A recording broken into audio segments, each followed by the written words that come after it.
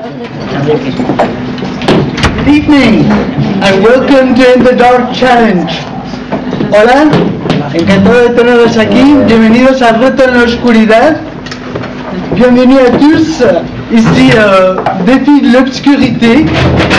Today I am going to ask you to perform certain activities with a blindfold on. Os voy a pedir que participéis en ciertas actividades con los ojos vendados. Je vais vous demander de participer à certaines activités avec les yeux bandés. Okay? So, we're going to start in the other room with the first challenge in just 1 minute. Estaremos empezando con el primer reto en el otro cuarto en un minuto. On va commencer avec le premier défi dans l'autre pièce en quelques instants. So are you ready? Yes. ¿Están listos? Yes. ¿Sí? ¿Vous êtes prêts? C'est parti! On y va!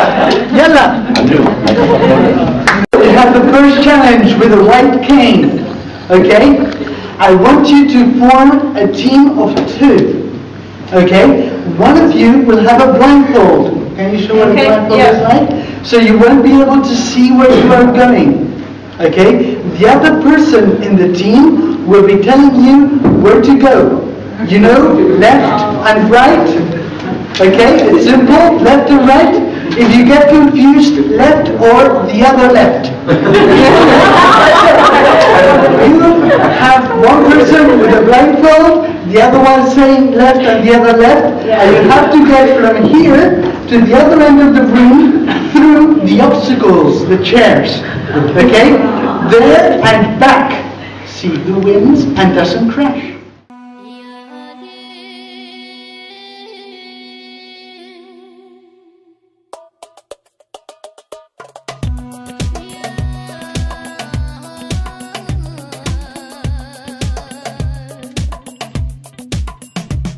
Autrefois je vivais sans Jésus, sans repère. J'étais comme perdu, seul dans le désert, cherchant une issue sans avoir la lumière. J'avançais dans la vie, le cœur amer, alourdi par le poids du haram, du péché. Jésus a arraché ce qui me condamnait. Sa vie l'a donné pour expier mes péchés, me purifier à la croix par son sang versé.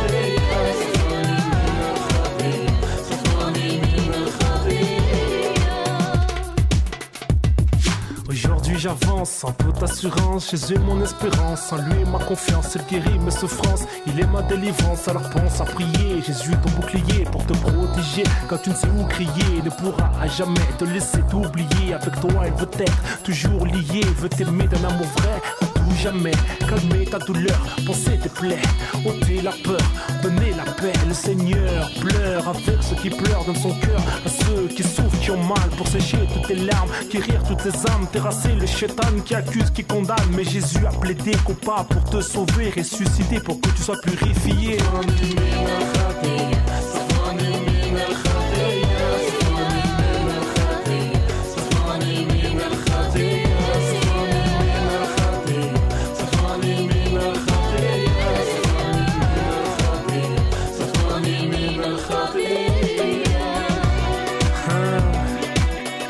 Il m'a purifié de mes péchés, il a expié mes fautes, mes iniquités passées.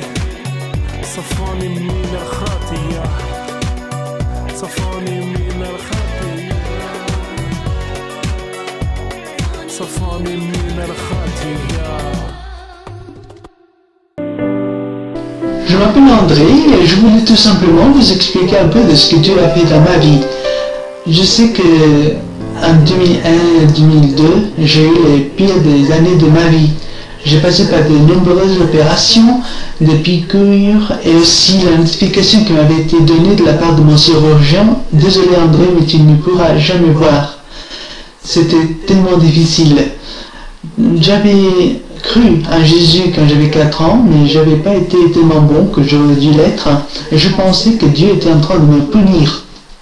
Mais j'avais commencé à lire la Bible dans un an, quand tout ceci s'était arrivé, et je ne m'attendais pas au fait que je ne pourrais pas finir la lire. Alors je suis sorti d'un coma, et je ne pouvais plus voir, j'étais aveugle, et dès que mon père a su que je ne pouvais plus lire la Bible, il a dit « André, je vais continuer là où tu l'as laissé ». Alors je lui ai dit « Bon, si tu vas dans ma Bible, il y a un calendrier là, tu cherches l'endroit où il n'y a pas de marque, et tu te mets à lire à partir de là ». Et c'est ça ce qu'il a fait, il a cherché l'endroit, c'était à l'évangile selon Jean chapitre 9, et j'ai écouté parmi des larmes et larmes ce que les 3 premiers versets disaient. Les versets disent que Jésus était en train de marcher avec ses disciples quand ils ont rencontré un homme aveugle de naissance. Et ses disciples ont demandé à Jésus, « Rabbi, qui a péché, lui ou ses parents qu'il est né aveugle ?» Et Jésus a répondu, « Ni lui ni ses parents ont péché, sinon qu'il est aveugle pour que les œuvres du Seigneur soient manifestées en lui. » Et c'est ça ce qui m'a donné la force de continuer à pouvoir avancer. C'est vrai que c'est toujours difficile et de temps en temps c'est encore plus difficile à surmonter la situation. Mais je me rappelle d'Ésaïe 41:10 qui dit que « N'aie pas peur, n'aie pas désincité, je suis ton Dieu, je vais te renforcer, je vais te tenir par la droite de ma droite qui fait justice. » C'est un verset qui m'a vraiment encouragé et je continue. En plus, je sais que même si je suis aveugle physiquement, je ne suis pas aveugle spirituellement. Et en plus, je sais que Dieu peut me donner la vue à nouveau s'il veut le faire maintenant. Mais sinon, en tout cas, quand je serai au ciel avec Dieu, je pourrai revoir. La parole dit que Dieu fait que ma cécité soit lumière, que ma obscurité soit lumière. Et c'est vrai. Et je continue grâce à cela. Il est mon sauveur. Et c'est à cause du fait que je crois qu'il est mort pour mes péchés. Il a été enterré et il est ressuscité. Et c'est à cause de ça que j'ai la vie éternelle. Alors j'ai un espoir que me continue à aider toujours. Et en plus, il y a une autre chose que j'ai appris de la cécité. C'est la chose la plus importante. C'était ceci ce que je voulais partager avec toi. C'est le sujet que premier livre de Samuel, chapitre 16, verset 7, déclare que Dieu ne regarde pas ce que l'homme regarde. L'homme regarde ce qui frappe les yeux, tandis que Dieu regarde le cœur. Et quand la Bible parle de cœur, il ne parle pas de l'organe qui commence à battre le sang partout le corps, etc. Et il parle de la personne à l'intérieur du corps. C'est-à-dire, ceci c'est le corps. Okay? Mais toi tu entends ce que je suis en train de dire, tu comprends ce que je suis en train de dire, toi dans ton corps, ça c'est ce que la Bible appelle le cœur. Et c'est ça ce que Dieu regarde. Il n'est pas surpris de la beauté d'André, pour ainsi dire. Il connaît André à l'intérieur, il connaît les pensées d'André. Il sait qu'André est pécheur, comme toi aussi. Et tu le montres, la Bible déclare que tu le montres à pécher, et personne n'a le droit d'aller au ciel avec Dieu à cause de cela. Parce que Dieu est saint, il est pulcre, il est parfait, il est juste. Il va juger. Et dans ce sens, ce n'est pas de bonnes nouvelles. Ce ne sont pas de bonnes nouvelles pour nous. Mais la bonne nouvelle, c'est celle-ci, que Dieu nous aime tellement qu'il a envoyé Jésus pour qu'il puisse passer par la punition que toi et moi, nous méritons, pour qu'on n'aurait pas à passer par là nous-mêmes. C'est le salut, le pardon qu'il nous offre et qu'il t'offre aujourd'hui. Ok? C'est quelque chose que j'ai accepté, je suis comme mon Seigneur et Sauveur, comme je dis. Est-ce que tu connais Jésus comme ton Seigneur et comme ton Sauveur?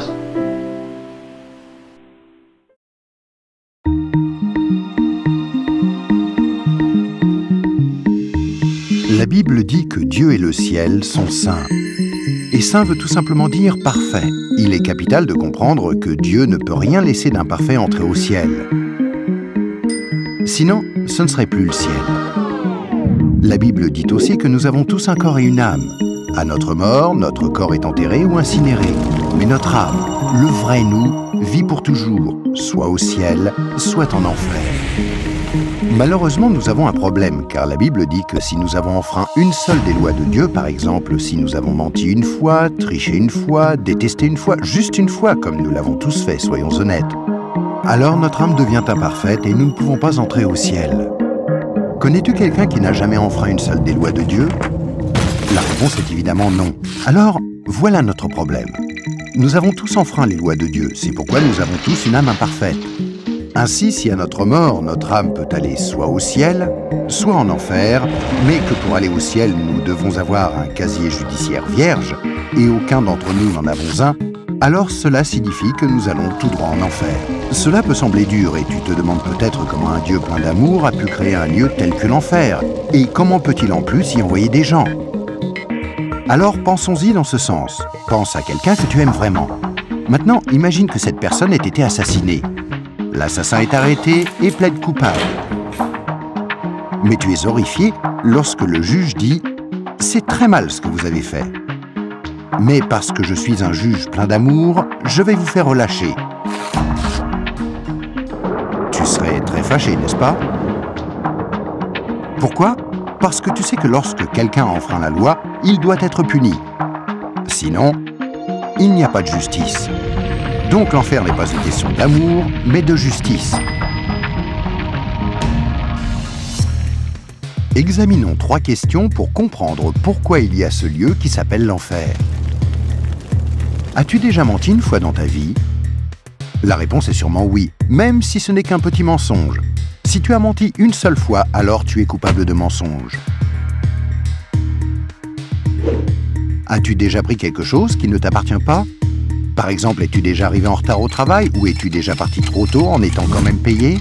As-tu déjà utilisé le téléphone du patron ou la photocopieuse sans demander la permission ou ramené un stylo du bureau à la maison? Tout ceci, bien sûr, est du vol.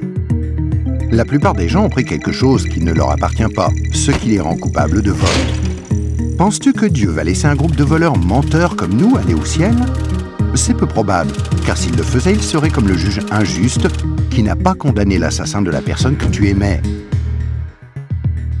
Il n'y a pas 36 solutions.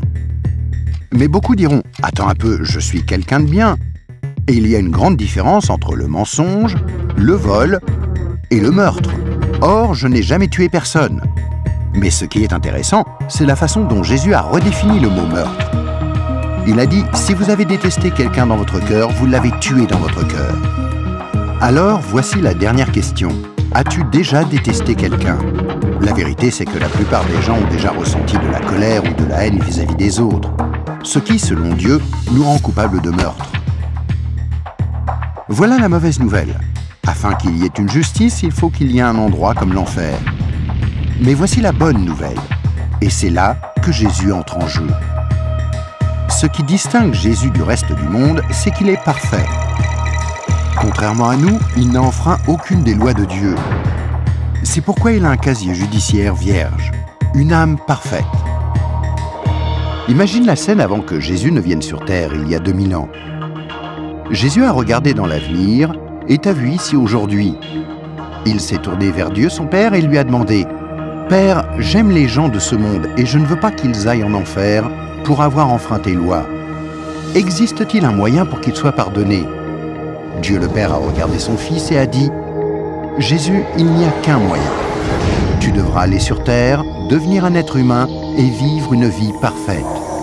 Puis tu mourras d'une mort cruelle sur une croix pour prendre la punition que les gens du monde méritent pour avoir enfreint mes lois. Quand tu auras fait ceci, le jour où ils te demanderont d'échanger leur casier judiciaire avec ton casier judiciaire parfait, alors il leur sera possible d'être pardonnés. » Jésus a accepté volontairement, et il y a 2000 ans, il est venu pour donner sa vie pour nous, pour payer le prix de toutes les lois de Dieu que nous avons enfreintes. Or, il n'y a pas de plus grand amour que lorsque quelqu'un donne sa vie pour nous. Mais il y a encore autre chose que nous devons faire pour être pardonnés. Il y a 3 événements principaux dans la vie de chacun. La naissance et la mort, mais nous n'avons aucun contrôle là-dessus. Mais il y a aussi le 3e, le jour où nous demandons à Jésus de nous pardonner, quand nous lui demandons de nous donner son casier judiciaire vierge. Il y a certaines idées reçues à ce sujet, mais dans la Bible, le principe du pardon de Dieu est clair. Nous ne sommes pas pardonnés en étant baptisés ou confirmés, ni même en priant occasionnellement, ou en allant à l'église, ou en croyant en Dieu, ou en essayant d'être bons. Ce sont toutes de bonnes choses, mais aucune ne nous accorde le pardon. Jésus a dit qu'il y a 2 choses que nous devons faire pour être pardonnés. La première est que nous devons avoir la volonté de nous détourner de tout ce que nous savons être mal et demander pardon à Dieu. Remarquez le mot « volonté ». Il y a peut-être certaines choses que nous nous sentons incapables de renoncer par nos propres forces, telles que dépendance, mauvaises habitudes ou des obsessions. Mais là n'est pas le problème. Dieu nous aidera du moment que nous en avons la volonté et que nous voulons nous détourner de ces choses-là et demander pardon à Dieu. La deuxième chose que nous devons faire, c'est faire totalement confiance à Jésus. Si Dieu t'a créé, ainsi que l'univers tout entier, ne penses-tu pas qu'il mérite d'être la personne au centre de ta vie?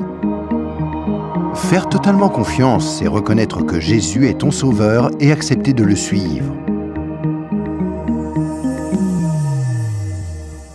Quand tu es né, c'est comme si Dieu avait ouvert un livre sur ta vie. Maintenant, garde en tête que Dieu voit tout ce que tu fais. Il connaît chaque attitude, chaque pensée, chaque motif et chaque action. À chaque fois que nous brisons juste une des lois de Dieu, c'est écrit dans ce livre. Tu imagines bien qu'à la fin de nos vies, il y a toute une bibliothèque de livres contre nous. Mais quand tu te tournes vers Jésus et que tu lui fais confiance, il se passe quelque chose d'incroyable. C'est comme si Jésus prenait ton livre et se tenait en haut d'une falaise et déchirait toutes les pages. Le casier judiciaire entier de tout ce que tu as fait de mal et les jeter dans la mer la plus profonde. Il promet de ne plus jamais se rappeler de toutes ces choses. Jésus prend ensuite une copie de son casier judiciaire vierge que tu lui as demandé de te donner et il la glisse entre les 2 couvertures du livre où ton nom est inscrit. Ce nouveau livre est gardé précieusement au ciel. Le miracle est que l'on ne touche plus à ton livre à partir du moment où tu demandes à Jésus de te pardonner et jusqu'à ta mort. Même si tu fais des erreurs et brises encore les lois de Dieu. Devenir un chrétien ne te rend pas parfait sur le coup, et tu ne peux pas non plus dire une prière rapide et ensuite retourner à ton ancienne manière de vivre. Rappelle-toi, Dieu t'a pardonné pour toujours quand tu lui as demandé le casier judiciaire vierge de Jésus. Tout ce qu'il demande, c'est que tu lui soumettes tout et le laisses te purifier jour après jour. Quand tu mourras, tu passeras en jugement devant Dieu. Il ordonnera à ses anges d'aller chercher ton livre. Il l'ouvrira et dira « Cette personne était parfaite ». Et tu répondras « Non, je ne l'étais pas. J'ai enfreint tes lois. Est-ce que je ne mérite pas d'aller en enfer ?» Et Jésus te dira « Selon la justice, tu mérites d'aller en enfer. Tu as enfreint mes lois, et certaines, de nombreuses fois. Mais, mon enfant, tu as mon casier judiciaire vierge. Celui que je t'ai donné quand tu t'es tourné vers moi et que tu m'as fait confiance, et je t'ai pardonné. Bienvenue au ciel. » C'est pourquoi Jésus est si merveilleux.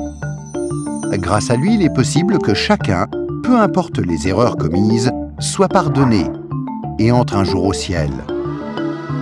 Imagine que tu ne te sois jamais tourné vers Jésus. Pense à ce qui pourrait t'arriver. Quand tu mourras, tu iras devant Dieu lors du jugement et Dieu te dira « Je suis désolé, je ne peux pas te laisser entrer au ciel, je dois t'envoyer en enfer. Tu ne m'as jamais demandé de te pardonner. Je t'aimais tellement que j'ai tenté par 6 façons différentes d'attirer ton attention. Premièrement, je suis mort sur la croix pour prendre sur moi ta punition. Deuxièmement, quelqu'un t'a expliqué d'une manière simple que tu pouvais être pardonné. Troisièmement, il y avait des églises à travers le monde. Certaines étaient bonnes, d'autres moins bonnes. Tu aurais pu trouver les bonnes. Quatrièmement, je t'ai donné une conscience pour que tu distingues le bien du mal. Cinquièmement, j'ai créé un monde si beau. Comment as-tu pu ignorer ma présence? Et sixièmement, je suis ressuscité des morts, afin de prouver que je suis Dieu et que tout ce que j'ai dit était vrai. Mais tu n'as encore rien fait. Je suis désolé, je ne peux pas te laisser entrer au ciel. Je dois t'envoyer en enfer. Et toi, si tu meurs ce soir, où iras-tu? Rappelle-toi, pour entrer au ciel, il faut un casier judiciaire vierge, que tu ne peux avoir sans avoir demandé à Jésus de te donner le sien. Afin de recevoir ce don gratuit, tu dois faire seulement 2 choses. Tout d'abord, tu dois vouloir te détourner de tout ce qui est mauvais dans ta vie et demander pardon à Jésus. Et deuxièmement, tu dois faire totalement confiance à Jésus. À moins de faire ces 2 choses, il t'est impossible d'être pardonné et à ta mort, il te sera impossible d'entrer au ciel. Ce qui est affreusement triste, parce que c'est la raison pour laquelle Jésus est mort pour toi.